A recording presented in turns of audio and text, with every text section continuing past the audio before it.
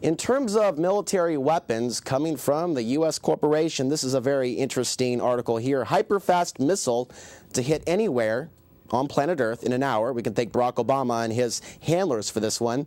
U.S. military planners have won President Barack Obama's support for a new generation of high-speed weapons that are intended to strike anywhere on Earth within an hour. And we're going to talk more about this next week. The new weapon could be launched from air, land, or sea. In the next report, this dovetails quite nicely with the last. U.S. company plans doomsday bunkers. This is in the AP. This is not from Jesse Ventura's conspiracy theory special. This is documented. This is a fact. A U.S. company will start building commercial underground bunkers for people who want to survive an apocalypse, such as an asteroid hitting the Earth or a nuclear attack. Now, in the last couple stories, these are certainly outside-the-box stories, very interesting, very entertaining, if you will. And I'm going to go ahead and read these.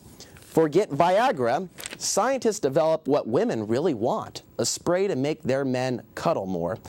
It reads that, would you like your husband or boyfriend to start sharing his caring side more often? Scientists could have the answer to your prayers, and it's a lot simpler than you might think. They've come up with a spray that makes men more affectionate and in tune with others' feelings. Just a puff or two of the so-called cuddle chemical, and even the most macho of males is as sensitive as a woman.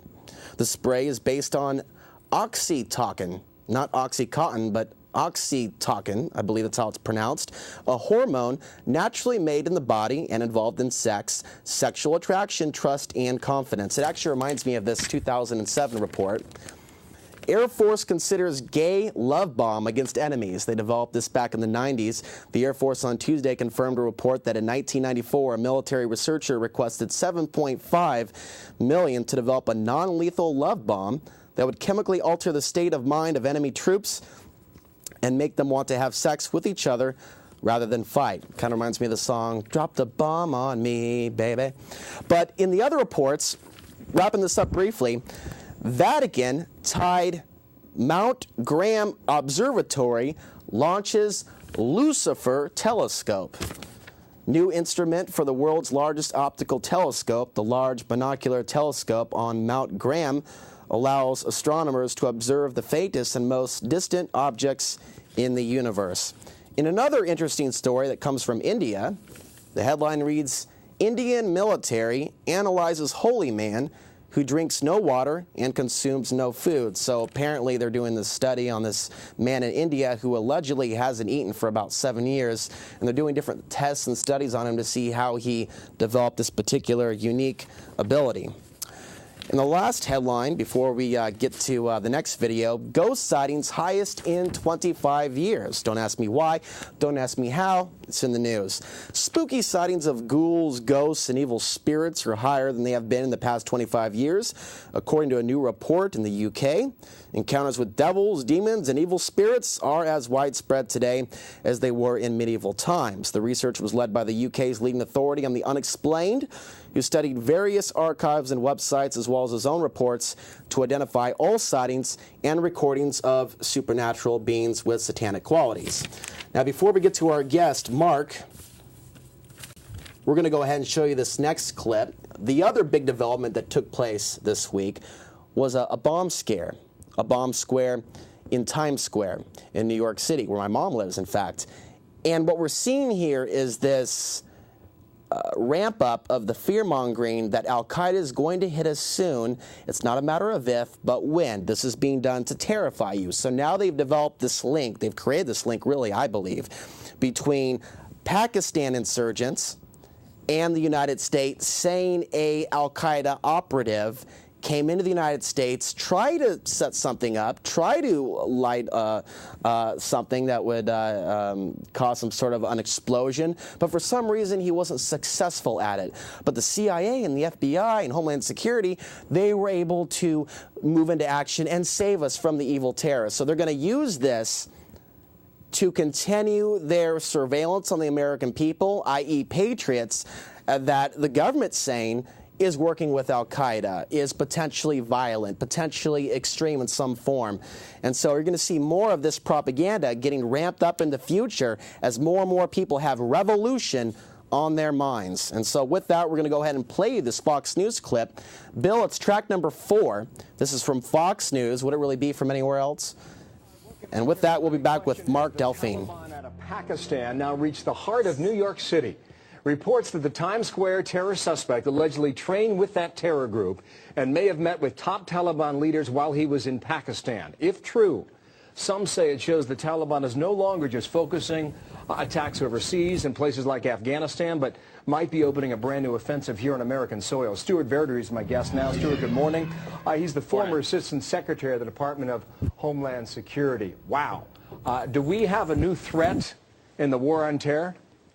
Well, I think it's people are used to this idea that the threat's way overseas. Unfortunately, it's only one flight from an overseas country to the U.S. to bring people in, and I think we've been trained to think, well, it's people coming from overseas, foreign visitors and the like that need to be screened, but clearly we are now approaching the situation that Britain has dealt with for many years, is we have homegrown folks that can become radicalized, but fitting in a very large population. That's a critical point, too. And in the past, we've thought about al-Qaeda and al-Qaeda suspects, but not the Taliban out of Pakistan. If this is the case, how do we best effectively fight it? Well, you need a couple things. Clearly, we need to, as the 9/11 Commission said many years ago, terrorist travel is something we have to target. People have to move back and forth, whether they're foreign visitors, whether they're U.S. citizens going over for training. The fact they've got to get on a flight is a great opportunity to intercept them. We need to do everything we can to get data on people traveling, find out accomplices, find out people's travel patterns and the like.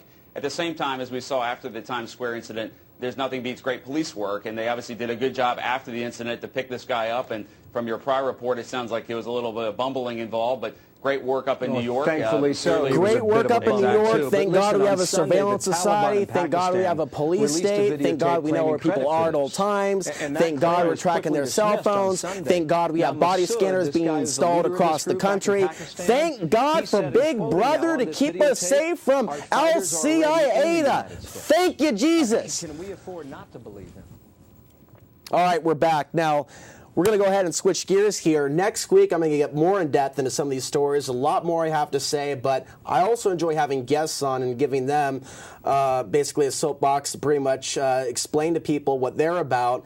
And there's a number of people that I've had on that have been running for office. We had Mary Vaughan on recently. We had Adam Kokesh on several months ago. Marc Delphine is our guest tonight. He's in fact he's a local. He's a Sherwood resident who's a candidate for the for the United States Senate in Oregon, and he's seeking the nomination of the Libertarian Party in this May's primary election.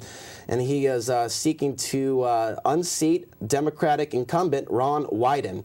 Marc is a college and financial advisor based in Tigard. As a native Oregonian, he's worked in the field of investments and insurance for the past 10 years, which is good because we've been talking about money a lot in the beginning of the show.